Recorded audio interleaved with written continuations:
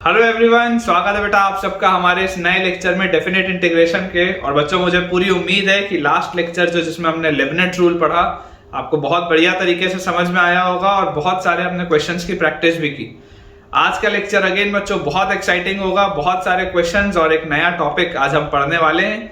लेकिन आज का लेक्चर शुरू करने के पहले मैं आपको बता दूं कि जितने भी बच्चे अब तक हमारे टेलीग्राम चैनल को बेटा ज्वाइन नहीं किए हैं वो जल्द से जल्द हमारे टेलीग्राम चैनल को ज्वाइन करिए, जिसका ज्वाइनिंग लिंक आपको नीचे डिस्क्रिप्शन बॉक्स में दिख रहा होगा। इसे ज्वाइन करने से आपको दो एडवांटेज होंगे। पहला एडवांटेज बेटा ये है कि मेरा कोई भी लेक्चर आप कभी स्किप नहीं करेंगे अगर आप टेलीग्राम चैनल में होंगे तो, क्योंकि जब भी मैं कोई लेक्चर यूट्यूब में पोस्ट करता हूँ उसका एक क्रिएटिव मैं टेलीग्राम चैनल में भी डालता हूँ ताकि आप अपडेटेड रहें। और जो सेकेंड एडवांटेज है और बहुत बड़ा एडवांटेज है बेटा वो ये है कि यहाँ पर तो मैं बहुत सारे क्वेश्चंस करवाता ही हूँ, लेकिन उसके साथ साथ कुछ एक्स्ट्रा क्वेश्चंस प्रैक्टिस के लिए मैं उसमें भी शेयर करता हूं आपके चैनल में, ताकि आपकी पढ़ाई और बेहतर हो पाए।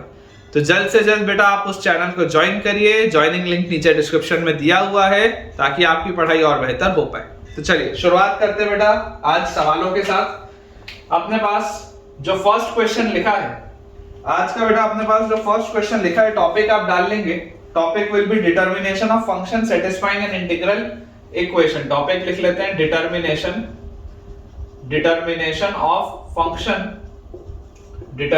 Of function satisfying an integral equation.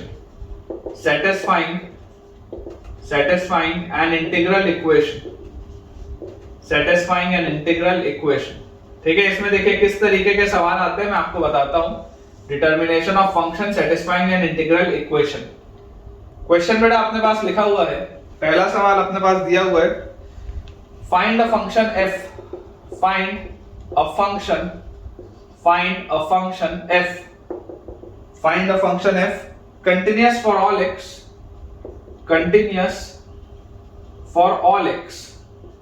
find a function f continuous for all x and not zero everywhere,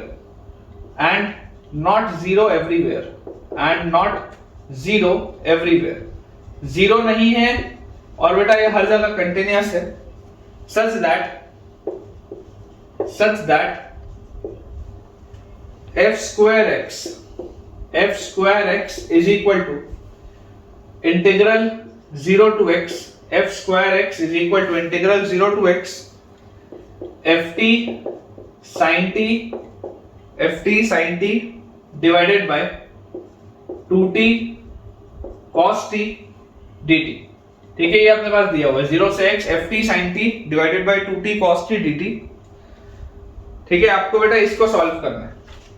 आपको बोला जा रहा है कि अगर ये कंडीशन सेटिस्फाई हो रही है तो fx फंक्शन क्या होगा, आपको fx फंक्शन बेटा बताना है। अब देखिए ऐसे सवाल में बहुत अच्छे से बेटा यूज आता है लेबनिट्ज का। ऐसे सवालों में बहुत बढ़िया तरीके से बच्चों यूज आता है लेबनिट्ज का। देखिए समझने की आप कोशिश करिए कि जैसे ही आप लेबनिट्ज रूल लगाएंगे तो लेबनिट्ज रूल लगाते ही आपको क्या करना पड़ेगा, डिफरेंशिएट करना पड़ेगा। राइट साइड को आपको डिफरेंशिएट करना पड़ेगा और किसके रिस्पेक्ट में डिफरेंशिएट करेंगे हम बेटा, x के रिस्पेक्ट में डिफरेंशिएट करेंगे। जो वेरिएबल लिमिट्स में होता है उसी के रिस्पेक्ट में डिफरेंशिएट किया जाता है। तो अगर मैं इसको x के रिस्पेक्ट में डिफरेंशिएट करूं और यहां पर भी बेटा अगर मैं डिफरेंशिएट करूं तो f² का आ जाएगा 2fx और fx का आ जाएगा f'(x)। ठीक है, f² का आ जाएगा 2fx into f'(x) और इसको बेटा आप जैसे डिफरेंशिएट करेंगे तो लेबनिट्ज का कांसेप्ट बोलता है आपके पास आ जाएगा t के बदले x, तो fx sin x upon 2x cos x और इनटू x का डिफरेंशिएशन 1 और माइनस 0 जैसे आप रखोगे बेटा तो फिर फाइनली 0 का डिफरेंशिएशन तो 0 ही होगा, तो उसको लिखने का अलग से जरूरत नहीं। ठीक है ना, उसको अलग से बच्चों लिखने का जरूरत नहीं है। और ये 1 को भी आप यहां से हटा सकते हैं। तो बेसिकली ये हमारे पास लिखा हुआ है। अब क्लियरली आपको क्वेश्चन में दिया हुआ है कि fx की वैल्यू 0 तो नहीं है। fx is not 0 everywhere. मतलब fx की वैल्यू 0 नहीं है, fx is not equal to 0।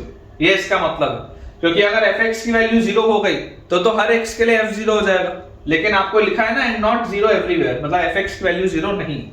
तो since fx is not equal to 0, since fx is not equal to 0, बेटा आप इस fx से इस fx को कट कर सकते हैं, आप कैंसिल आउट कर सकते हैं, क्योंकि fx एक नॉन जीरो क्वांटिटी। तो यार यहां से अपने पास देखिए क्या आ गया, यहां से बेटा अपने पास आ रहा है f'(x), एफ डैश एक्स अपने पास बच्चों आ जाएगा sine x upon 2x cos x, और एक बेटा 2 और आएगा, तो यहां पर आप 4 कर लो, ये आ गया आपके पास। इसको ना बेटा क्वेश्चन को थोड़ा ठीक कर लेंगे, मुझे लग रहा है ऐसा मैंने कॉपी करने में थोड़ा मिस्टेक कर दिया। ये वाला इंटीग्रेशन भी हो तो जाएगा लेकिन मेहनत लगेगी, थोड़ा सा क्वेश्चन ठीक करेंगे। मेरे हिसाब से मैंने इसको कॉपी करने में गलत कर दिया है, जो मैंने 2t cos t लिख दिया था आप उसको 2 plus cos t कर लीजिएगा, ठीक है। आप इसको बेटा 2 plus cos t कर लीजिएगा, तो यहाँ पर आपके पास 2 plus cos x आ जाएगा, और यहाँ पर भी आपके पास लिखा होगा f dash x is equal to, ये 2 नीचे आ जाएगा तो twice of 2 plus cos x। थोड़ा सा यार करेक्ट कर लीजिएगा, मैंने t और प्लस x जैसा लिख दिया था, थोड़ी सी गलती हो गई थी, इसको ऐसा लिखिएगा। ये आपके पास f dash x आ रहा है, और जैसे बेटा ये अपने पास f dash x आया तो fx निकालने के लिए अब मैं क्या बोलूंगा, इंटीग्रेट करूंगा दोनों साइड्स को। तो जैसे ही आप इंटीग्रेट करेंगे, इंटीग्रेट बच्चों करते ही आपके पास देखिए fx की वैल्यू क्या आ जाएगी, f dash x का इंटीग्रेशन fx होता है। यहां पर बेटा अगर आप इंटीग्रेट करेंगे विद रिस्पेक्ट टू dx, जैसे ही आप इंटीग्रेट करेंगे विद रिस्पेक्ट टू dx, आपको समझने की जरूरत है कि अगर मैं cos x को t बोलूं, अगर बेटा मैं cos x को t बोल दूं, let cos x is equal to t, तो ऑटोमेटिकली मैं बोल सकता हूं माइनस साइन एक्स dx क्या हो जाएगा, dt, minus sine x dx dt हो जाएगा। तो देखो ये 1/2 तो आप बाहर निकाल लो, और एक माइनस साइन और आप बाहर निकाल लो, और अंदर माइनस साइन एक्स dx, ये हो गया आपके पास dt अपॉन नीचे आपके पास लिखा हुआ है बच्चों 2 plus t, ये आपके पास लिखा हुआ है। और जैसी बेटा ये चीज अपने पास आई तो this is minus half into integral of dt by t plus 2 is ln t plus 2 plus some constant of integration c, ये अपने पास चीज आ रही है। अब ये जो कांस्टेंट ऑफ इंटीग्रेशन बेटा c है वो निकालना पड़ेगा, क्योंकि आपने ये जो इंटीग्रेट किया है वो तो इंडेफिनिट का इंटीग्रेशन है। तो ये जो अपने पास कांस्टेंट ऑफ इंटीग्रेशन c आ रहा है, अगर मैं यहां से देखूं तो यार आपको एक चीज पता है कि f0 की वैल्यू कितनी है। अगर आप x की जगह 0 डाल दोगे, अगर आप x की जगह बच्चों 0 डाल दोगे तो 0 से 0 ये तो पूरा खत्म हो जाएगा, ये 0 हो जाएगा, और 0 अगर डालोगे तो f स्क्वायर 0 आ जाएगा 0। मतलब आप देख सकते हैं कि f0 की वैल्यू 0 है, पुट x इक्वल टू 0। जैसे आप x की वैल्यू बेटा यहाँ पर देखिए 0 रखेंगे, x की वैल्यू 0 रखते हैं यहाँ पर f स्क्वायर 0 आएगा, और 0 से 0 ये पूरा 0 हो जाएगा, तो f0 की वैल्यू कितनी आ जाएगी, 0।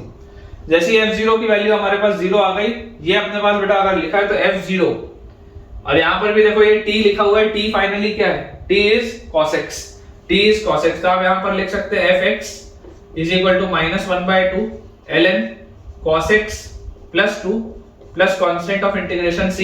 और जैसे बेटा आप x की जगह 0 डालेंगे तो f0 जिसकी वैल्यू 0 है, this will be equal to minus half ln cos 0 होता है बेटा 1, तो 1 और 2 इज 3 प्लस c, ठीक है, minus half ln 3 plus c। तो यहां से c की वैल्यू अपने पास आ जा रही है 1/2 ln 3, कांस्टेंट ऑफ इंटीग्रेशन बेटा अपने पास आ जा रहा है 1/2 ln 3। तो जैसे बच्चों ये अपने पास आ गया constant of integration half ln 3, तो फाइनली आप क्या लिख सकते हैं, fx is half ln 3 minus half ln 3 minus half ln 2 plus cos x, minus half ln 2 plus cos x। तो यहां से बच्चों अपने पास हाफ बाहर और अंदर आ गया ln 3/2 प्लस cos x, ठीक है। ये अपने पास बेटा फाइनल आंसर आएगा, देख लीजिए, this will be your final answer, half ln 3/2 plus cos x, ठीक है, half ln 3/2 plus cos x, बिल्कुल सही है बेटा। तो आई होप आपको ये वाला सवाल अच्छे से क्लियर हुआ होगा। बस ये सवाल थोड़ा देख के लिखिएगा, गलती से मैंने t और प्लस को एक जैसा ले लिया था और गलती हो गई थी, ठीक है। बाकी बेटा मेथड क्लियर होना चाहिए। अभी ऐसे वाले में आपको और भी सवाल कराता हूं ताकि आपकी अंडरस्टैंडिंग और बेहतर हो पाए। अपने पास बेटा नेक्स्ट क्वेश्चन लिखा हुआ है, सेम कंसेप्ट का अगला सवाल अपने पास दिया है, late fx is a derivable function, let fx is a derivable function satisfying, let fx is a derivable function satisfying fx is equal to integral 0 से लेकर x तक, e raised to the power t sin x minus t, dt and gx is equal to f double dash x minus fx। gx is equal to f double dash x minus fx। Question है find the range of gx। Find the range of gx, ये अपने पास बच्चों सवाल दिया हुआ है, ठीक है। Find the range of gx। अब देखिए समझने वाली बेटा बात ये है कि आपको fx क्या दिया हुआ है।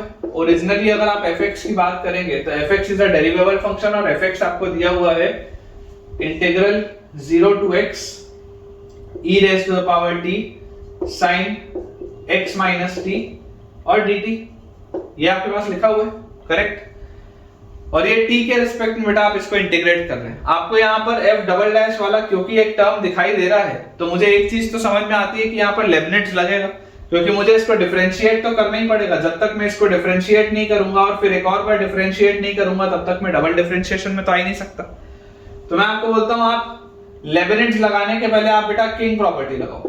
किंग प्रॉपर्टी से क्या फायदा होगा अभी आपको देखो पता चलेगा। जैसे ही आप इसमें किंग प्रॉपर्टी लगाओगे fx आपके पास क्या आ जाएगा, किंग लगाते हैं 0 से x और आप x माइनस t से इसको सब्स्टिट्यूट करोगे। 0 से x से x माइनस t से आप सब्स्टिट्यूट इसको करोगे t को, तो आपके पास आ जाएगा e raise to the power t की जगह x minus t into sine of x minus t की जगह x माइनस t dt, ये आपके पास आएगा।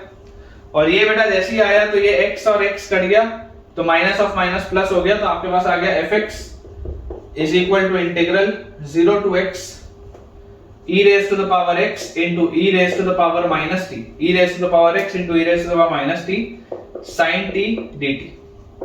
ठीक है, ये अपने पास बेटा चीज आ रही है, ये अपने पास बच्चों देखो चीज आ रही है पूरी की पूरी। और इसको आप क्लियरली ये चीज देख सकते हैं कि क्योंकि ये इंटीग्रेशन t के रिस्पेक्ट में, क्योंकि बच्चों ये इंटीग्रेशन t के रिस्पेक्ट में, इसलिए जो e की पावर x है ये e की पावर x किसकी तरह बिहेव करेगा, कांस्टेंट की तरह। इंटीग्रेशन हो रहा है t के रिस्पेक्ट में तो e की power x will behave as constant, तो आप उसको बाहर ले लो तो आपके पास आ गया fx इज इक्वल टू, ठीक है। आपने देखिए जहां जहां पर बेसिकली t था, t की जगह आपने x माइनस t सब्स्टिट्यूट किया, t की जगह आपने x माइनस t सब्स्टिट्यूट किया, ये आपके पास आया।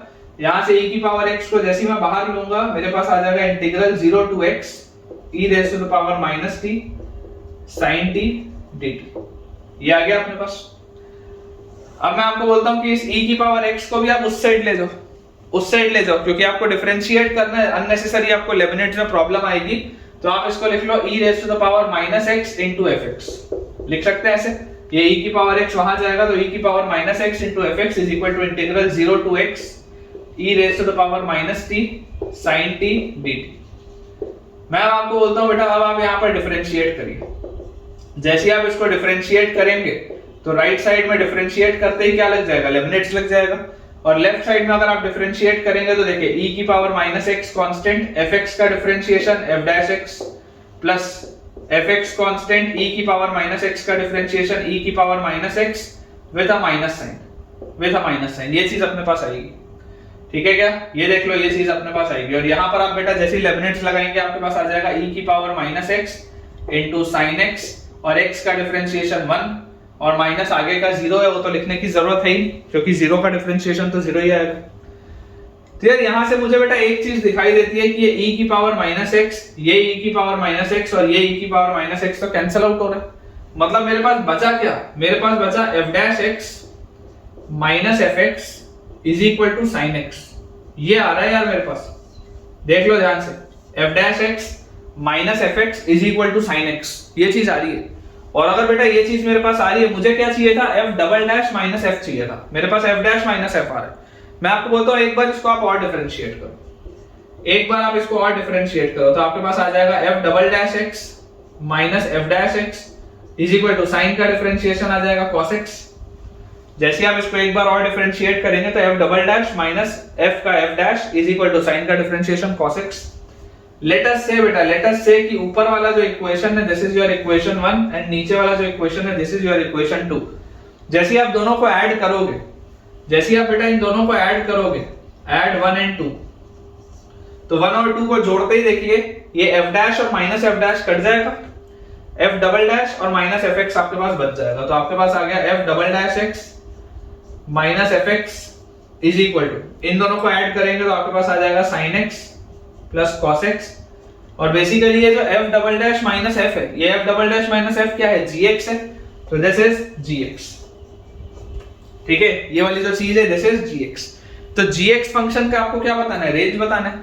जी एक्स फंक्शन देखिए आपके पास सॉल्व होके आ क्या रहा है, sine X plus cos x. ये जो जी एक्स फंक्शन है बेटा ये सॉल्व होके आ रहा है sine X plus cos X. तो sine X plus cos X का रेंज तो क्या होता है, इसका बेटा रेंज होता है फ्रॉम -√2 से √2। आपको मैंने सिखाया है क्लास 11th में बेटा ट्रिग्नोमेट्री में रेंज में ये सिखाया जाता है कि अगर sin x plus cos x आ जाए तो आपके पास जो आंसर आता है a sin x plus b cos x का -√a² प्लस b² से लेकर +√a² प्लस b² तक। ठीक है ना, ये रूल होता है बेटा, ये पता होना चाहिए कि अगर आपके पास a sin x या a sin theta plus b cos theta लिखा हो, a sin theta plus b cos theta, तो इसकी रेंज होती है -√a² प्लस b² से लेकर √a² प्लस b² तक। ये अपने को बेटा आइडिया होना चाहिए। ठीक है, ये अपने को आइडिया होना चाहिए। तो इसका आंसर आपके पास आ जाएगा -√2 से √2। ठीक है, -√2 से √2 आएगा बेटा आंसर। अच्छा सवाल है, गलतियां हो सकती हैं इसमें। नेक्स्ट बेटा अपने पास जो क्वेश्चन लिखा हुआ है अगले सवाल में दिया है, late fx be a differentiable function. Let fx be a differentiable function. ठीक है, let fx be a differentiable function such that let fx be a differentiable function such that fx is equal to x square plus integral 0 to x square plus integral 0 to x e raised to the power minus t into f x minus t, e raised to the power minus t into f x minus t dt। ठीक है, ये अपने पास दिया हुआ है, बोला जा रहा है find integral 0 to 1 fx dx, find integral 0 to 1 fx dx। ठीक है, ये अपने पास बच्चों सवाल कि let fx be a differentiable function such that fx is equal to x square plus 0 to x e raised to the power minus t into f x minus t dt, find 0 से 1 fx dx। अब बेटा अगर आपके पास ये सवाल दिया हुआ है तो अगेन इसमें मैं आपको बोलूंगा कि देखो जब भी आपको आर्ग्यूमेंट इस तरीके का दिखे उसको थोड़ा सा सिंप्लीफाई करने का प्रयास करो, क्योंकि अभी आपको दिख रहा है कि देखो t के रिस्पेक्ट में डिफरेंशिएशन आप कर रहे हो, आर्ग्यूमेंट आपके पास x माइनस टी अंदर का। पिछले वाले सवाल में मैंने इसीलिए आर्ग्यूमेंट बदला था, मुझे अंदर उसमें जो साइन का टर्म था साइन के अंदर आर्ग्यूमेंट मुझे बदलना था। यहाँ पर भी बेटा मुझे आर्ग्यूमेंट बदलना है, तो मैं आपको बोलता हूं कि आप सबसे पहले किंग प्रॉपर्टी लगाओ। अगर आप बेटा किंग प्रॉपर्टी लगाओगे तो किंग प्रॉपर्टी से देखो कि आर्ग्यूमेंट चेंज हो रहे हैं, तो fx की वैल्यू क्या आ जाएगी, fx will be x square plus ये 0 से x तो वैसे ही रहेगा 0 से x, और आप t की जगह डालेंगे x माइनस टी, तो e raise to the power minus x minus t, t की जगह हम डालेंगे x माइनस टी, और f x माइनस टी की जगह हम डालेंगे x माइनस टी dt। ये अपने पास आ गया, और जैसे बेटा ये चीज आई तो ये x minus x cancel out, तो आपके पास आ जाता है fx is equal to x square plus, अच्छा यहां पर ध्यान से देखिए, ये जैसी ओपन अप बेटा होगा आपके पास आएगा e की power minus x into e की पावर t। ठीक है, एक बार मैं अच्छे से और लिख देता हूं, 0 से x आपके पास आएगा e की power minus x into e raise to the power t, तो ये आ जाएगा क्या minus x plus t, open up होके पावर्स ऐड हो जाएंगे तो माइनस x प्लस t आ जाएगा, और यहां पर अपने पास आ जाएगा ft dt, यहां पर अपने पास आ जाएगा ft dt। और इसमें आप देख सकते हैं कि क्योंकि मैं इसको इंटीग्रेट कर रहा हूं t के रिस्पेक्ट में, देयरफॉर t के रिस्पेक्ट में इंटीग्रेट करते ही ये जो x वाला टर्म होगा that will behave as constant. ये बेटा किसकी तरह बिहेव करेगा, कांस्टेंट की तरह, बाहर निकालो। तो मेरे पास आ गया fx is equal to x square plus e raise to the power minus x, fx is equal to x square plus e raise to the power minus x, और उसके बाद आपके पास आ जाएगा integral of 0 to x e raise to the power t ft dt, integral 0 to x e raise to the power t ft dt। ये अपने पास बेटा देखो पूरी चीज आ रही है, ठीक है क्या, ये अपने पास बच्चों पूरी की पूरी चीज आ रही है। अब इसको अपने को बस सिंप्लीफाई करना है, हमको सिर्फ इसको बच्चों सिंप्लीफाई करना है। fx हमारे पास ये निकल के आ चुका है, मैं आपको ये बोलता हूं कि देखिए भले हमने निकालना ये है, लेकिन इस इंटीग्रल को सिंप्लीफाई करने के लिए एक बार के लिए आप डिफरेंशिएट करके देखो आता क्या। एक बार लेबनिट्ज लगा के एक बार इसको डिफरेंशिएट करके देखो कि थोड़ा बहुत सिंप्लीफाई होता है या नहीं होता, क्योंकि इसको आप कैसे इंटीग्रेट करोगे, जब तक आपको ये ft नहीं मिलेगा तब तक आप इसको इंटीग्रेट तो कर ही नहीं सकते। तो आप पहले लेबनिट्ज लगा के इसको सिंप्लीफाई करिए। तो जैसे आप इसको डिफरेंशिएट करेंगे, डिफरेंशिएट करते ही बेटा आपके पास RHS में लेबनिट्ज लगेगा, और डिफरेंशिएट होते ही आपका ये जो fx है ये बनेगा f dash x will be equal to x square का आ जाएगा 2x plus e raise to the power minus x है। या इसको भी अपन ऐसा करते हैं, एक स्टेप अपन और कर लेते हैं। डिफरेंशिएट करने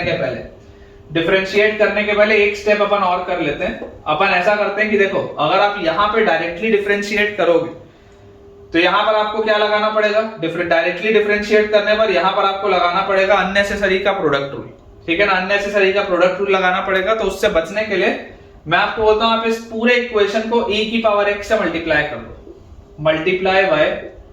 multiply by e to the power x। जैसे आप इसको e की पावर x से मल्टीप्लाई करोगे आपके पास आएगा e की power x into fx is equal to x square into e की पावर x प्लस e की पावर x इनटू e की power minus x, balance out integral 0 to x e raise to the power t ft dt। ठीक है, ये अपने पास आ गया। तो जैसी ये चीज अपने पास आई, अब आप इसको डिफरेंशिएट करो। जैसे आप इसको डिफरेंशिएट करोगे आपके पास तुरंत डिफरेंशिएट होते ही आ जाएगा e की पावर x fx का f dash x plus fx constant e की पावर x का e की power x is equal to e की power x constant x square का 2x plus x square constant e की power x का e की power x। ये हो गया डिफरेंशिएट प्रोडक्ट रूल लगा के। इसमें मैं प्रोडक्ट रूल लगाने से बचना चाह रहा था क्योंकि मेहनत हो जाती, तो इसमें तो डायरेक्टली लेबनिट्ज लगेगा। क्या आ जाएगा, plus e raise to the power x fx, x का डिफरेंशिएशन 1 होता है, 1 लिखने की जरूरत नहीं है, माइनस जब आप इसमें 0 रखोगे तो 0 का फाइनली जब आप डिफरेंशिएशन करोगे तो 0 ही आएगा। तो ये आपके पास बेटा पूरी चीज आती है। ये e की पावर x fx भी अपन यही लिख लेते हैं, e की पावर x fx। क्या इसमें सब में यार e की पावर x मुझे दिख रहा है क्या कॉमन? सारे ही टर्म्स में देखो, सारे ही टर्म्स में e की पावर x कॉमन है, हटा दो। तो यहां से आपके पास क्या लिखा हुआ है, यहां से आपके पास लिखा हुआ है f dash x plus fx is equal to 2x plus x square plus fx। यार ये तो fx भी कट गया, fx भी कट गया, तो f dash x का वैल्यू क्या आया, f dash x का बच्चों वैल्यू मेरे पास आ गया x square plus 2x। Integrate जैसे ही करूंगा, इंटीग्रेट बच्चों इसको मैं जैसे ही करूंगा तो मेरे पास fx का वैल्यू आ जाएगा x स्क्वायर से x क्यूब बाय 3 और 2x से, तो x का आता है x स्क्वायर बाय 2, तो 2x से x square plus some constant of integration c। Indefinite किया है बेटा, इसलिए कांस्टेंट ऑफ इंटीग्रेशन c। और अपने को बेटा क्लियरली एक चीज पता है कि अगर हम ओरिजिनल सवाल को देखें, अगर मैं आपको बोलूं पुट x इक्वल टू 0, तो x इक्वल टू 0 रखते ही आपके पास क्या आएगा, 0 रखते ही f0 की वैल्यू आपके पास आ जाएगी x स्क्वायर, तो x स्क्वायर तो 0 है और 0 से 0 ये भी 0 है, तो f0 की वैल्यू 0 आ रही है। देख लो 0 से 0 जैसे आप x की वैल्यू 0 रखोगे, 0 से 0 ये पूरा इंटीग्रल तो खत्म, x square at x equal to 0 will be 0, तो f0 का वैल्यू आएगा 0। तो अगर f0 का वैल्यू 0 आएगा तो बेटा यहां से आप देखो जैसे x की वैल्यू 0 रखोगे तो ये 0 है, ये 0 है, ये 0 है, मतलब c must be 0, c must be 0, directly लिख दिया।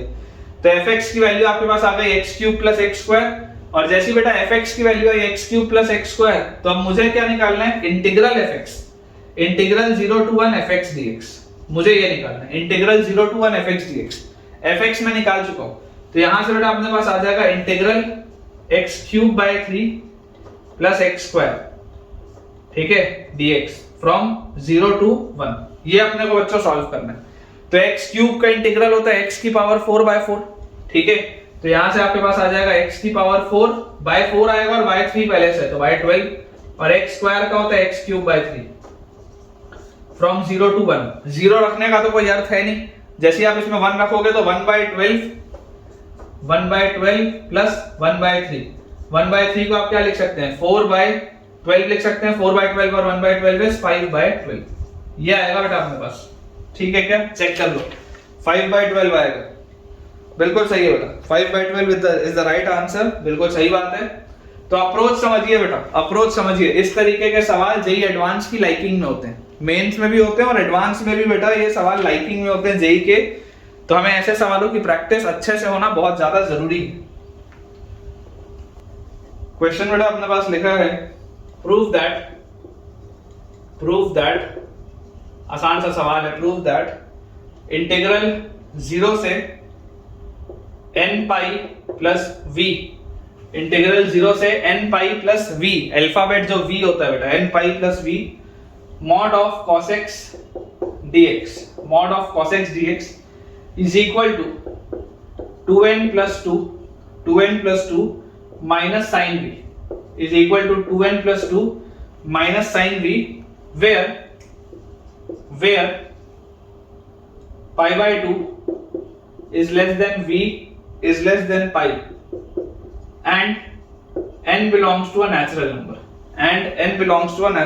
ये अपने पास बेटा चीज लिखी, ठीक है। देख लीजिए ध्यान से, ये अपने पास दिया हुआ है। बेसिकली ये जो v अपने को दिया है ये सेकंड क्वाड्रेंट में, पाई बाय 2 से पाई के बीच में, मतलब सेकंड क्वाड्रेंट में दिया है। तो देखते हैं इसको बेटा आप बहुत ऑब्वियसली कैसे इसको लिख सकते हैं। देखिए अगर अपन इसको ब्रेक करके लिखें तो अपन इसको लिखते हैं सबसे पहले 0 से n पाई mod cos x dx plus integral n पाई से n pi plus v mod cos x dx, ऐसे इसको अपन लिख सकते हैं। देख लीजिए आप ध्यान से, 0 से n पाई अपन ने इसको ब्रेक किया और फिर n पाई से n पाई प्लस v तक अपन ने इसको ब्रेक किया। अब बेटा जैसे ही हमने ये वाली चीज ब्रेक कर ली तो यार यहां से देखो मुझे क्या चीज समझ में आती है कि बेटा देखो mod cos x जो होता है, mod cos x का पीरियड क्या होता है? mod cos x का तो पीरियड पाई होता है, सिखाया है मैंने पिछले लेक्चर में कि mod cos x हर पाई पीरियड के बाद रिपीट होता है। तो यार यहाँ पर तो जैक प्रॉपर्टी देखो लगती हुई दिख रही है, इतने से हिस्से में तो बेटा जैक प्रॉपर्टी लगती हुई दिखाई देती। तो जैसे अपन mod cos x देखेंगे, mod cos x का पीरियड 0 से पाई होता है, तो आप इसको लिख सकते हो n टाइम्स इंटीग्रल 0 से पाई mod cos x dx, ठीक है। ऐसा आप इसको लिख सकते हो 0 से पाई mod cos x dx।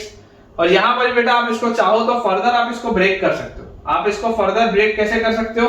आप इसको लिख सकते हो n टाइम्स इंटीग्रल 0 से पाई बाय 2, तो 0 से पाई बाय 2 में तो cos x पॉजिटिव होता है तो आपके पास आ जाएगा cos x dx और प्लस इंटीग्रल पाई बाय 2 से पाई, सेकंड क्वाड्रेंट में बेटा cos x नेगेटिव होता है तो ये खुलेगा माइनस cos x dx।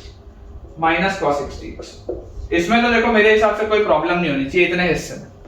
अब बात आती है यहाँ पे कि इसको हम कैसे ब्रेक करें, ठीक है। बात आती है कि इसको हम किस तरीके से ब्रेक करें। तो यार मैं आपको ये बोलता हूं कि आप लॉजिकली सोच के देखो कि अगर आपको ये लोअर लिमिट चेंज करनी है, मैंने आपको बेटा सिखाया था लोअर लिमिट को चेंज कैसे किया जाता है। आप ऐसा कर दो, आप x को लिख लो n पाई प्लस y, लिख सकते हो क्या? आप x को लिख लो n pi plus y, n एक नेचुरल नंबर है, कांस्टेंट होगा कोई ना कोई। जैसे ही आप x को n पाई प्लस y लिखोगे तो यहां से आपके पास dx क्या आ जाएगा? dx will be dy। तो ये जो सवाल है आपके पास कन्वर्ट हो जाएगा integral mod of cos x की जगह n पाई प्लस y, ठीक है, और dy।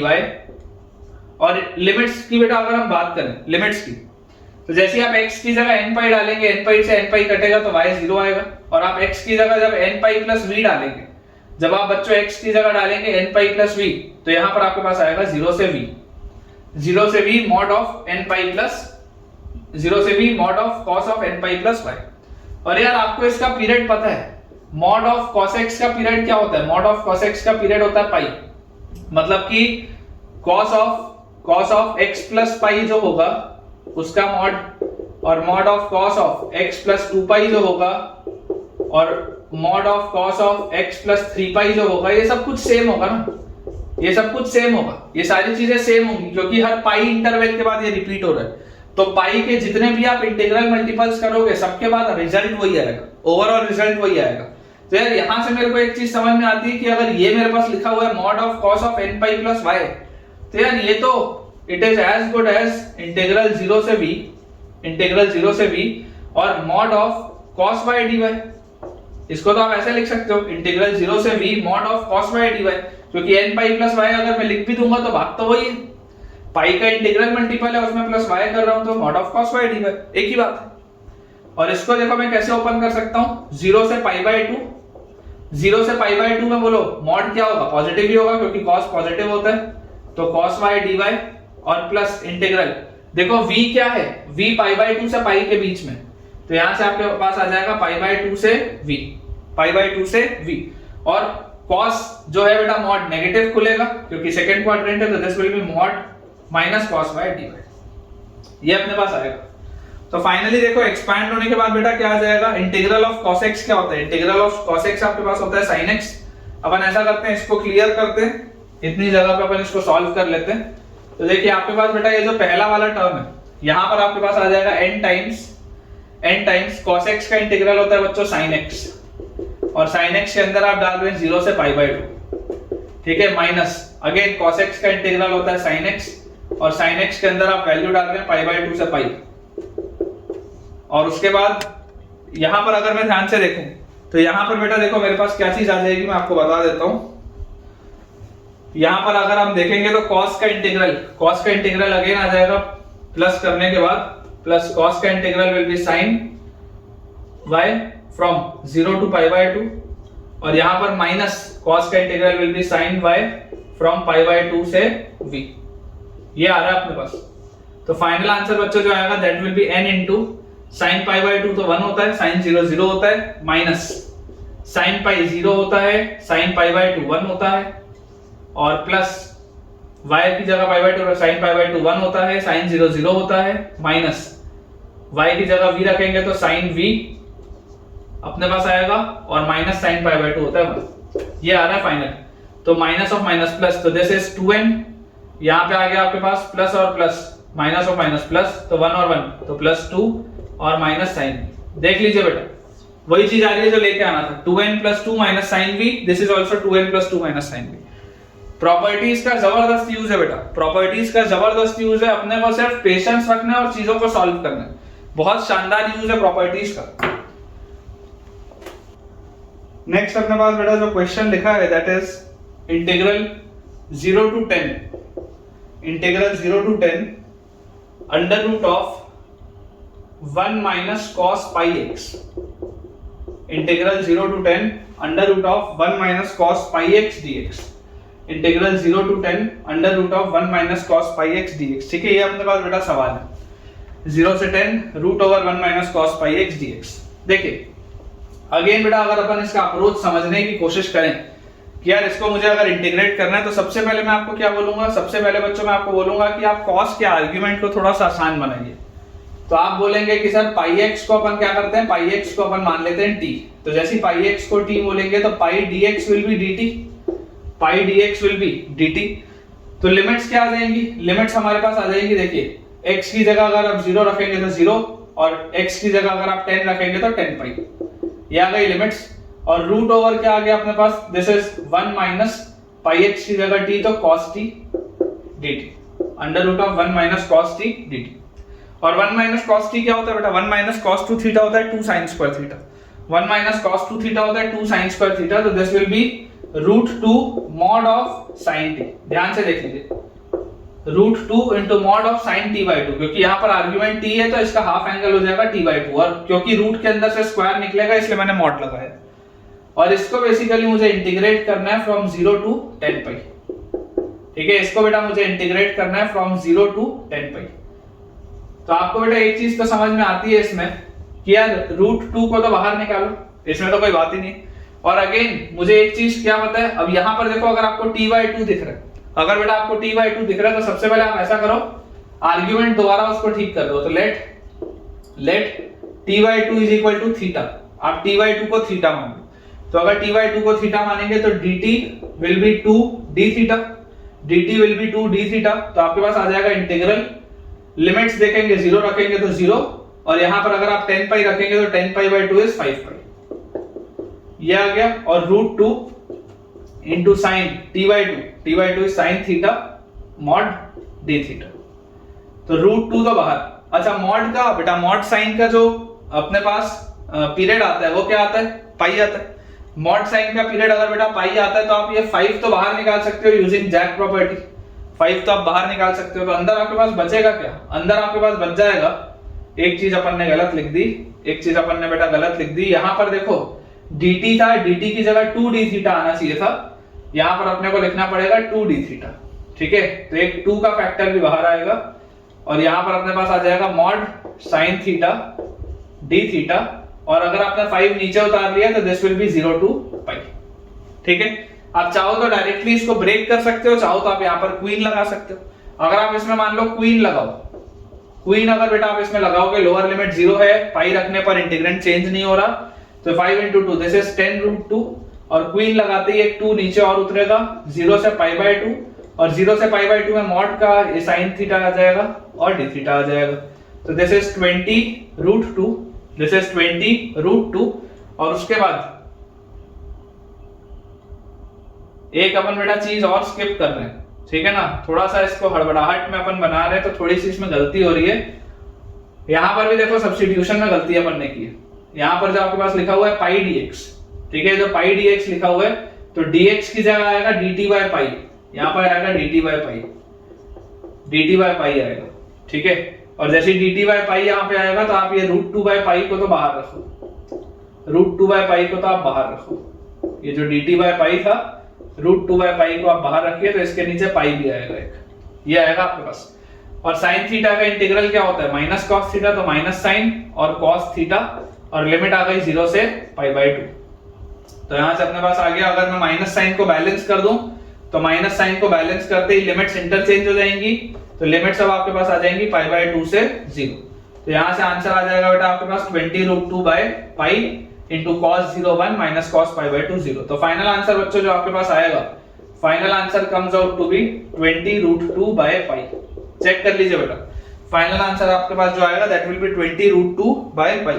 थोड़ा सा बेटा देखो सब्स्टिट्यूशंस में ध्यान रखना है, ठीक है ना, मुझसे अगर इस लेवल में थोड़ा बहुत मिस्टेक हो सकता है, तो तुमसे भी हो सकता है, लेकिन चीज ये है कि जब मैं बेटा आगे सॉल्व कर रहा होता हूं, तो साथ साथ मेरी नजरें पीछे के स्टेप्स में भी होती है। मतलब होता है मेरे साथ, मैंने इतनी बार प्रैक्टिस कर ली है चीजों की कि जब मैं अगला स्टेप लिख रहा होता हूं, तो पिछले स्टेप्स पे ही मेरी नजर होती है कि ऐसा मैंने कोई मिस्टेक तो ना कर दिया हो। वहां से मुझे पकड़ में आ गया कि यार ये पाई लगाना तो मैं भूल चुका हूं, ठीक है, तो मैंने इसलिए उसको मैनेज कर लिया। तो आपके बेटा जब प्रैक्टिस बढ़ जाएगी ना बहुत ज्यादा, तो चीजें आप ऑटोमेटिकली रिकॉल कर लेंगे, बहुत आसानी से आपको याद हो जाएंगी। ठीक है, तो फाइनल आंसर इसमें जो अपने पास आएगा that will be 20 √2 upon pi. अगला बच्चों सवाल लिखा हुआ है अपने पास, इवैल्यूएट क्या इवैल्यूएट अपने को करना है, limit x approaches 0, evaluate limit x approaches 0, integral of 0 to x 1 minus cos 2x dx, integral of 0 to x 1 minus cos 2x dx upon x integral of 0 to x tan x dx। ठीक है, ये अपने पास बेटा सवाल है, ये अपने पास question दिया हुआ है, limit x approaches 0, limit x approaches अपने को 0 बोला जा रहा है। क्लियरली आप देख सकते हैं कि जब x 0 की तरफ जाएगा, तो 0 से 0, ये पूरी प्रोफाइल 0 की तरफ जा रही है, x जब 0 की तरफ जाएगा तो 0 से 0 और ये भी 0, मतलब ये इनडिटरमिनेट फॉर्म तो है, इनडिटरमिनेट बेटा फॉर्म है, ये इनडिटरमिनेट है। और कौन सा फॉर्म है, इनडिटरमिनेट में भी है, दिस इज 0/0, तो 0/0 में तो बेटा लॉपिटल लगता है, 0/0 में आप आराम से लॉपिटल रूल लगा सकते हैं। और जैसे ही आप इसमें लॉपिटल लगाएंगे, तो आप देखिए जरा ध्यान से, लॉपिटल लगते ही इसमें लेबनिट्स भी लग जाएगा, लॉपिटल लगते ही इसमें लेबनिट्स भी लग जाएगा, दोनों चीज एक साथ लगेगी। तो जैसे ही आप इसमें बेटा लेबनिट्स और लॉपिटल में लगाऊं, तो मेरे पास आ जाएगा, इसको बेटा अब देखो सॉल्व जब करेंगे, तो हम यहां पर लिख सकते हैं जैसे 1 माइनस cos 2x, तो 1 माइनस cos 2x है, तो x की जगह x आएगा, तो 1 minus cos 2x into 1 minus cos 2x into x का डिफरेंशिएशन तो 1 आएगा, और माइनस 0 रख के तो कोई फायदा नहीं है, क्योंकि 0 का डिफरेंशिएशन 0 होगा, अपॉन बेटा नीचे वाले स्टेप में आप देखिए, नीचे आपके पास लिखा हुआ है x इंटीग्रल 0 से x tan x dx। अब यार यहां पर आपको प्रोडक्ट रूल लगाना पड़ेगा, यहां पर आपकी मजबूरी हो गई कि यहां पर आपको क्या करना पड़ेगा, प्रोडक्ट रूल लगाना पड़ेगा। तो सबसे पहले first function constant differentiation of second function, तो यहां से आपके पास आ जाएगा tan x, लेबनिट्स लग जाएगा इसमें, तो आपके पास क्या आ जाएगा, tan x आ जाएगा, और x का डिफरेंशिएशन तो 1 होता है, और माइनस मतलब सॉरी प्लस, फिर इसको आप अगर कांस्टेंट रखें 0 से x tan x dx। तो x का डिफरेंशिएशन अगर आप करेंगे तो दैट विल बी 1। ये चीज अपने पास आएगी बेटा, ठीक है, ये चीज अपने पास आ जाएगी। लिमिट बेटा देखो अभी भी क्या है, लिमिट x अप्रोचेस 0। अगर अपन इसमें एक बार और लॉपिटल लगा लें, अगर बेटा अपन इसमें एक बार और लॉपिटल लगा लें, क्योंकि अपने को क्लियरली दिख रहा है कि अभी भी ये 0/0 की प्रोफाइल है, तो एक दफे जैसे आप इसमें और लॉपिटल लगाएंगे तो 1 का डिफरेंशिएशन तो खत्म, माइनस cos 2x का sin 2x, तो ये प्लस हो जाएगा sin 2x और 2x का आएगा 2 अपॉन नीचे देखो क्या लिखा हुआ है x tan x, तो x कांस्टेंट tan x का sec square x plus tan x constant x का डिफरेंशिएशन 1 और प्लस यहां पर बेटा लेबनिट्ज का गेन लगेगा तो आपके पास आ जाएगा tan x। ये आपके पास देखिए पूरी की पूरी चीज आएगी, ठीक है। और इसको बच्चों अगर आपको सॉल्व करना है तो मैं आपको यार ये बोलता हूं कि इसको सॉल्व करने के लिए आप अगर यहां पर देखो tan x plus tan x को भी आप 2 tan x लिख सकते हो, इसको आप लिख सकते हो 2 tan x। अपन ऐसा करते हैं, डिवाइड कर देते हैं न्यूमरेटर एंड डिनोमिनेटर को x से, न्यूमरेटर एंड डिनोमिनेटर दोनों को आप डिनोमिनेटर, आप इनको बेटा डिवाइड कर दीजिए डिवाइड बाय x, दोनों को आप डिवाइड कर दीजिए x से, तो आपके पास देखिए क्या आ जाएगा sin 2x अपॉन x, एक 2 पहले से है ऊपर, अपॉन नीचे लिखा हुआ है x sec square x upon x plus 2 tan x upon x, ठीक है। अपन ने दोनों को ऊपर नीचे x से डिवाइड कर दिया। लिमिट अभी भी अपने पास लगी हुई है, limit x approaches 0, limit x approaches 0, ये अभी भी अपने पास लगा हुआ है। और यहां पर अपन एक 2 और मल्टीप्लाई कर देते हैं, एक 2 और यहां पर भी लिख देते हैं। तो यार ये sin 2x by 2x, ये पूरी चीज तो 1 की तरफ निकलेगी, इसमें कोई डाउट नहीं है।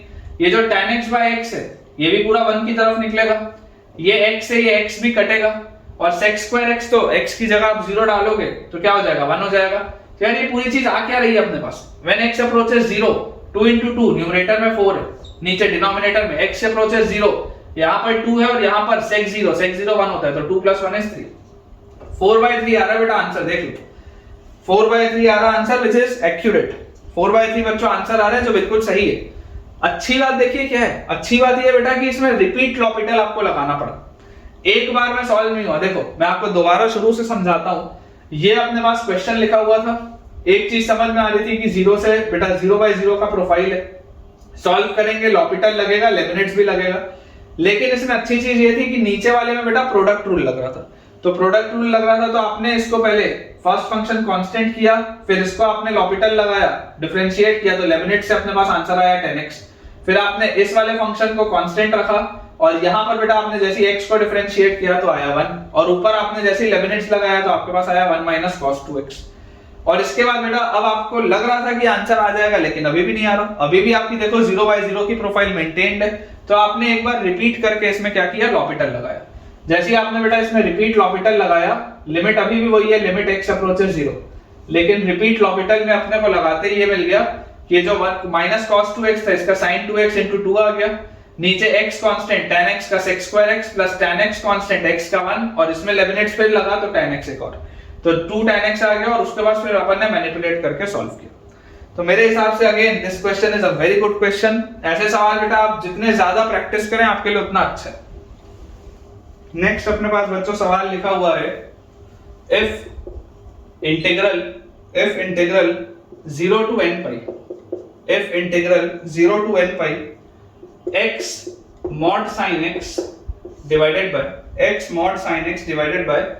1 plus mod cos x, x mod sin x divided by 1 plus mod cos x dx, ठीक है, where n belongs to a natural number, where n belongs to a natural number is equal to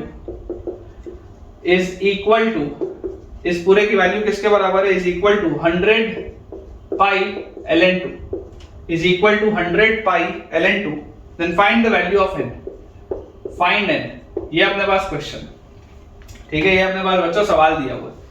अब clear है जो मैं आपको बोलूं ना, तो सवाल मुझे तो दिख रहा है कि यार this question is of jack property, मुझे तो साफ साफ दिखाई देता है कि ये जैक प्रॉपर्टी का सवाल है। देखिए मैं आपके लिए एक बार सवाल लिख देता हूं, 0 से n pi x mod sin x upon 1 plus mod cos x dx, ये अपने पास चीज लिखी हुई है, करेक्ट, ये अपने पास चीज लिखी हुई है। यहाँ पर अगर हम बच्चों ध्यान से समझे तो मॉड साइन एक्स का भी पीरियड पाई होता है, मॉड कॉस एक्स का भी पीरियड पाई होता है, मतलब इस पूरे फंक्शन का पीरियड क्या आ जाएगा, पाई आ जाएगा। इस पूरे ही फंक्शन का पीरियड अगर पाई आ जाएगा तो आप इसमें से बेटा n को बाहर उतार सकते हैं और यहाँ पर आप लगा सकते हैं पाई। इसमें आपको बेटा कोई भी डाउट नहीं होना चाहिए।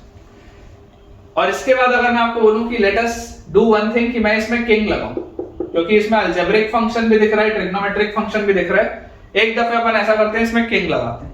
तो जैसे ही आप इसमें किंग लगाओगे i की वैल्यू आ जाएगी n टाइम्स इंटीग्रल 0 से पाई, x की जगह आप लिखेंगे पाई माइनस x, और मॉड साइन x तो बेटा वैसे ही रहेगा अपॉन नीचे 1 प्लस मॉड कॉस x भी वैसे ही रहेगा। भले cos of pi minus x minus cos x होता है, लेकिन इफेक्टिवली मॉड के बाहर तो पॉजिटिव ही निकलेगा, तो कोई दिक्कत नहीं, ये सेम चीज है। आप इन दोनों को ऐड करो, जैसे ही आप ऐड करोगे बेटा तो 2i की वैल्यू आपके पास आ जाएगी n times integral 0 to pi, 2i की वैल्यू आपके पास आ जाएगी n times integral 0 to pi. अब minus x mod sine x upon 1 plus mod cos x और x mod sine x upon 1 plus mod cos x, ये तो cancel out होगा और आपके पास आ जाएगा pi mod sine x upon 1 plus mod cos x dx, ये आ गया आपके पास। और मुझे एक चीज बेटा और इसमें समझ में आ रहा है कि यार इस पाई को भी मैं चाहूं तो आराम से बाहर लिख सकता हूं, और इसके बाद मुझे दिखाई देता है कि इसमें आप क्वीन लगा सकते हो। मुझे तो दिखाई देता है आप इसमें बेटा क्वीन लगा सकते हो, क्योंकि पाई माइनस x से अगर आप रिप्लेस करोगे भी तो ये इंटीग्रेंड सेम होगा, लोअर लिमिट 0 है, क्वीन लगा सकते हैं। तो 2i will be equal to 2 नीचे उतरेगा तो 2n पाई और उसके बाद अपने पास आ जाएगा 0 से पाई, ठीक है, 0 से पाई, तो this will be 0 to pi by 2, queen लगाया तो अपर लिमिट हाफ हो जाएगी, और 0 से पाई बाय 2 में तो बेटा मॉड पॉजिटिव होता है, तो sin x upon 1 plus cos x dx। और अब आप बोल सकते हैं कि cos x को हम बोल दें अगर t, तो माइनस sin x dx बनेगा dt, तो ये 2 से ये 2 कटा, तो i की वैल्यू आएगी n पाई और इंटीग्रल, अभी लिमिट्स नहीं लगाते, अपने पास sin x dx बन जाएगा माइनस dt, तो this will B minus dt upon नीचे आपके पास आ जाएगा 1 प्लस cos x की जगह t, और dt बाई t क्या होता है ln 1 प्लस t, ठीक है। लिमिट्स आखिरी में लगाएंगे बेटा, देखो या तो आप t के हिसाब से लिमिट्स बदल दो, तो बदल भी सकते हैं, चलो बदल लेते हैं। x की जगह अगर आप 0 रखोगे तो x की जगह 0 रखते ही cos 0 होता है 1, और x की जगह अगर आप पाई बाय 2 रखोगे तो cos पाई बाय 2 होता है 0। चाहो तो ऐसा लिख लो, कोई दिक्कत नहीं। तो यहां से आपके पास आ जाएगा i will be equal to n pi और dt by 1 plus t will be ln 1 plus t, dt by t will be ln 1 plus t, और लिमिट्स अपने पास है 1 से 0 और आगे एक माइनस साइन है, आगे बेटा एक माइनस साइन है। लेकिन मैं आपको ये बोलता हूं कि माइनस साइन को बैलेंस करने के लिए, माइनस साइन को बच्चों बैलेंस करने के लिए अपन ऐसा करते हैं कि लिमिट्स इंटरचेंज कर देते हैं। माइनस साइन को बैलेंस करने के लिए अपन लिमिट्स इंटरचेंज कर देते हैं, तो अपने पास यहां से आ गया i is equal to n pi into ln 1 plus 1 2 minus ln 1 plus 0, ln 1 तो 0 ही होता है। तो i की वैल्यू अपने पास कितनी आ रही है, n pi ln 2, i comes out to be n pi ln 2 and this is given to be 100 pi ln 2। तो क्लियरली बेटा n की वैल्यू क्या आएगी, 100 आएगी। अगला बेटा अपने पास देखिए सवाल लिखा हुआ है, if y is equal to x times x raised to the power integral 1 to x raised to the power integral 1 to x ln t dt, x raised to the power integral 1 to x ln t dt, find dy by dx, find dy by dx at x equal to e।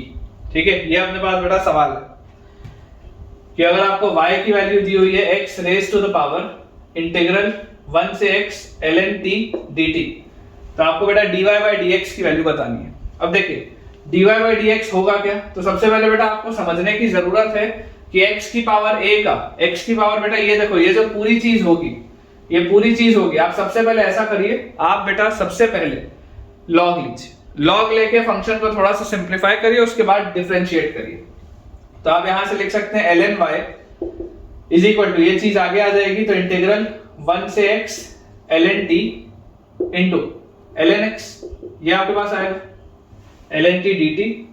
ठीक है, ये अपने पास बेटा चीज आएगी log लेते बेटा, ये जैसी अपने पास चीज आ गई तो यहां से बच्चों अब अपन क्या लिख सकते हैं। अब अगर मैं यहां पर डिफरेंशिएशन करूं तो मेरे पास आ जाएगा 1/y dy, 1/y dy will be equal to 1/y dy will be equal to, सबसे पहले अगर मैं ln x को कांस्टेंट रखूं, प्रोडक्ट रूल लगेगा इसमें, तो अगर मैं ln x को कांस्टेंट रखूं तो इसका डिफरेंशिएशन आ जाएगा ln x, x का डिफरेंशिएशन 1 और 1 रखूंगा तो 0, और plus integral 1 to x ln t dt, इसको अगर कांस्टेंट रखें तो ln x का डिफरेंशिएशन आ जाएगा 1/x। ये अपने पास बड़ा चीज आती है, ठीक है, and this will B dx। Finally बच्चों अपने पास यहां पर आ जाएगा dx। ये आपने डिफरेंशिएट कर दिया, ये आपने बेटा क्या किया, डिफरेंशिएट अभी कर दिया। अब अगर आपको dy by dx बताना है at x equal to e, तो जैसे ही आप x की वैल्यू बच्चों e रखेंगे तो x की वैल्यू e रखते ही देखो आपको क्या मिलेगा, at x equal to e, at x equal to e। सबसे पहले तो बताओ y की वैल्यू क्या होगी, तो y will be e raised to the power integral 1 से e ln t dt, ये आपके पास आएगा।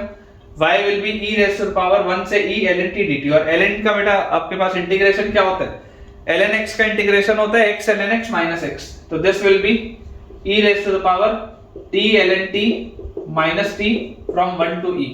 तो यहां से आपके पास आ जाएगा e raised to the power, जैसे ही आप e रखेंगे तो e ln e1 minus e minus 1 रखेंगे तो 1 into ln 1 0 और माइनस 1, ये आपके पास आएगा e से माइनस e कटा।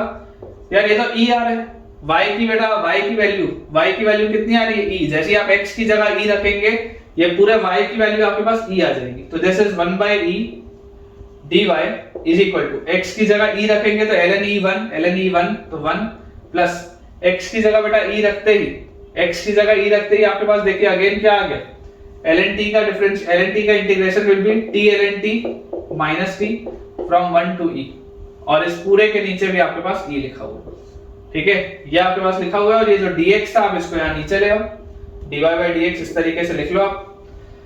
तो यहां से बच्चों देखो आपके पास आ जाएगा 1 प्लस e रखते ही e ln e तो e माइनस e और माइनस 1 रखते ही 1 पे ये खत्म और माइनस 1 और अपॉन e, ठीक है, और इस पूरे में यहां पर e आप मल्टीप्लाई भी कर दो, this is dy by dx। ये अपने पास बच्चों चीज आ रही है dy by dx। तो यहां से आप देख सकते हैं ये e से ये माइनस e कट जाएगा and this will B e into, ये e अंदर जैसे जाएगा तो e यहां पर और minus of minus is plus, तो e plus 1 by e।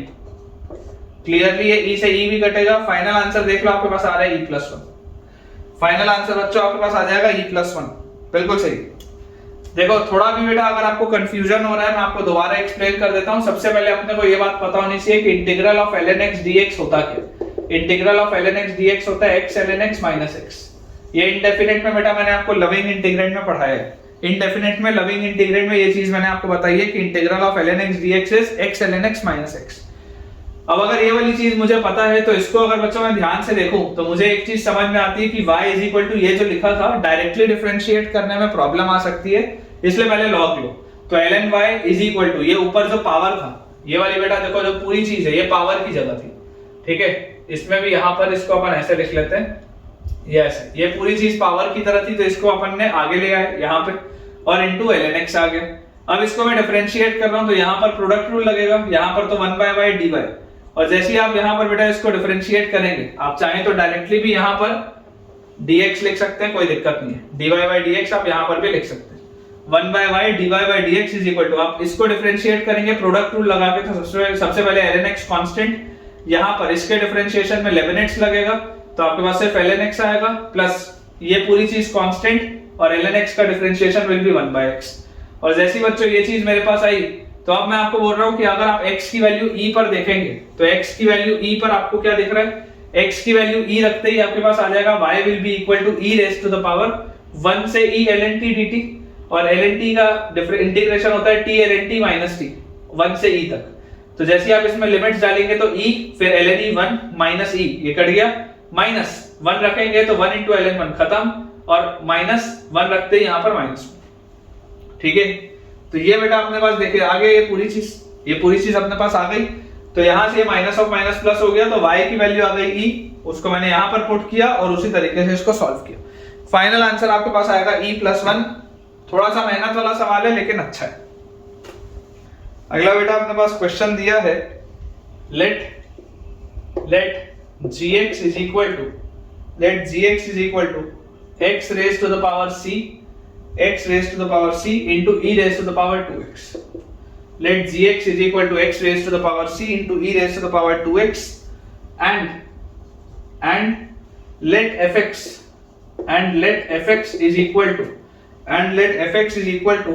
integral 0 to x e raised to the power 2t into 3t square plus 1 raised to the power 1 by 2 dt. ये अपने पास दिया for a certain value of c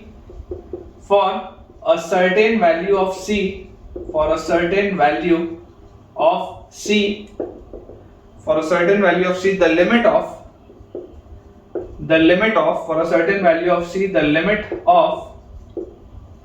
f dash x by g dash x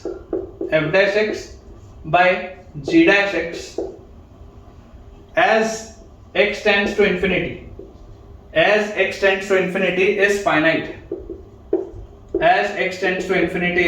finite and non-zero. ठीक है, limit as x approaches infinity f dash by g dash, ये अपने पास दिया हुआ है.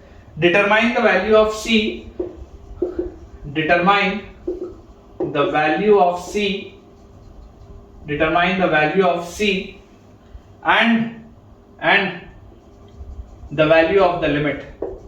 and the value of the limit. आपको बच्चों लिमिट की भी वैल्यू बतानी है और c की भी आपको वैल्यू बतानी है. ठीक है, लिमिट और c बेटा आपको दोनों की वैल्यू बतानी है.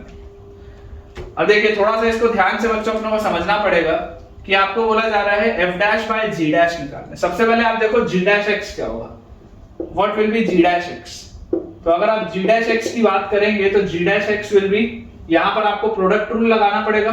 तो x की पावर c कांस्टेंट, e की पावर 2x का e की power 2x into 2 plus e की पावर 2x कांस्टेंट, x की पावर c का c into x की पावर c minus 1. यही आएगा क्योंकि c एक कांस्टेंट है. तो इस तरीके से प्रोडक्ट रूल से बेटा g डैश x आपके पास आ गया. तो इसको आप लिख सकते हैं e raised to the power 2x, अपन अगर बाहर निकाल लें e raised to the power 2x, और उसके साथ साथ अपन अगर बेटा यहां से x की पावर c minus 1 भी बाहर निकाल लें, x की पावर c minus 1, तो यहां पर अंदर 2x बचेगा और x की पावर c minus 1 अपन ने बाहर निकाला, e की पावर 2x बाहर निकाला तो प्लस c बचेगा. ये आपके पास आएगा क्या, g डैश x. अब अपन देखते हैं fx लिखा है तो f डैश x क्या होगा. f डैश x लिखने के लिए लेबनिट्ज लगेगा. दिखाई आपको दे रहा है, इंटीग्रल है, डेरिवेटिव ऑफ एंटीडेरिवेटिव, लेबनिट्ज लगाएंगे. तो जैसे ही लेबनिट्ज लगाएंगे x रखते ही e की power 2x into 3x square plus 1 raised to the power 1 by 2. 3x square plus 1 raised to the power 1 by 2. x का डिफरेंशिएशन 1 और 0 रखते ही पूरा खत्म. तो अब मेरे पास क्या लिखा हुआ है, मेरे पास लिखा हुआ है f dash by g dash. f dash by g dash क्या होगा, what will be f dash x upon g dash x. तो f dash x upon g dash x बच्चों मैं लिखूंगा e की power 2x into root over 3x square plus 1 divided by, नीचे मेरे पास लिखा हुआ है e raised to the power 2x और multiplied by x raised to the power c minus 1 into 2x plus c. ये लिखा है मेरे पास, ये चीज बच्चों लिखी है मेरे पास. तो यार ये e की पावर 2x से e की पावर 2x तो कटा. अब आपको बोला जा रहा है limit of this thing as x approaches infinity. तो limit x approaches infinity under root of 3x square plus 1 upon x की power c minus 1 into 2x plus c. ये बच्चों मेरे पास लिखा है. ठीक है, ये बच्चों मेरे पास लिखा हुआ है. आपको बोला जा रहा है कि यार as x approaches infinity. तो आप जरा सोच के देखिए, इसमें से भी आप अंदर से भी बेटा एक x बाहर निकालिए. तो इसको आप लिखिए root over 3x square plus 1 upon x भी बाहर निकाल लूंगा एक और, तो x की power c into 2 plus c by x. ये आपके पास आएगा, ये बेटा चीज आपके पास आएगी. क्लियर है, x बाहर निकालेंगे तो 2 plus c by x. ये मैंने क्यों किया, क्योंकि जब लिमिट x अप्रोचेस इंफिनिटी, तो अगर x इंफिनिटी की तरफ अप्रोच करेगा तो ऊपर वाले में जो x का पावर होगा और नीचे वाले में जो x का पावर होगा वो सेम होना चाहिए. हाईएस्ट पावर बेटा सेम होना चाहिए x का, नहीं तो प्रॉब्लम हो जाएगी. आपका लिमिट का आंसर निकलेगा नहीं अगर हाईएस्ट पावर ऊपर नीचे गलत हो गया तो. यार यहां से मुझे एक चीज क्या समझ में आती है, यहां से बच्चों मुझे एक चीज समझ में आती है, क्योंकि देखिए आपको यहां पर ये भी लिखा है ना कि लिमिट ना जीरो है, इट इज नॉन जीरो, और फाइनाइट भी है, इनफाइनाइट भी नहीं है और नॉन जीरो भी।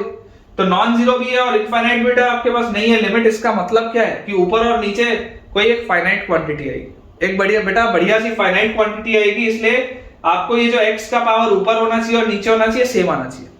तो यार यहां पर देखो रूट के अंदर x स्क्वायर है, तो ऊपर मैक्सिमम x का पावर क्या है 1 और नीचे मैक्सिमम x का पावर क्या है c। तो यार c की वैल्यू 1 होनी चाहिए। क्लियरली आप देख सकते हैं, clearly c should be equal to 1। c की वैल्यू देखो जैसी 1 होगी आपके पास क्या हो जाएगा, लिमिट आपको मैं करके दिखाता हूं, x अप्रोचेस इंफिनिटी, आप अंदर से x स्क्वायर बाहर निकालो तो x बाहर निकलेगा और आपके पास अंदर आएगा root over 3 plus 1 by x square और अपॉन नीचे x की पावर c लिखा है और 2 प्लस c बाय x लिखा है। अब देखो जैसी बेटा आपने बोल दिया c की वैल्यू 1, तो c की वैल्यू 1 बोलते ही ये फैक्टर इससे कट गया, कट जाएगा।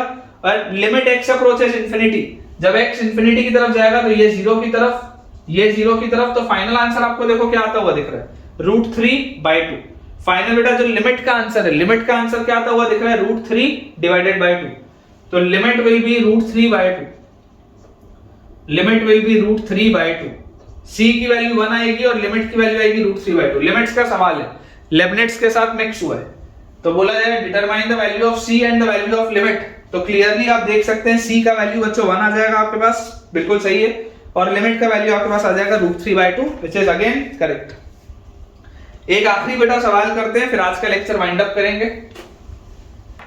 क्वेश्चन बच्चों अपने पास लिखा हुआ है let fx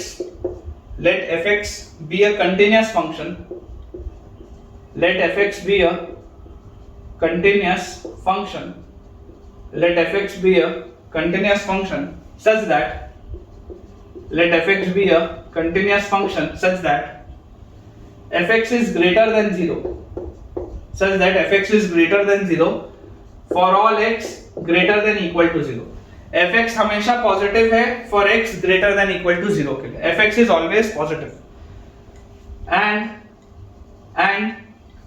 fx raised to the power 101 is equal to, and fx raised to the power 101 is equal to 1 plus integral 0 to x ft dt, 1 plus integral 0 to x ft dt।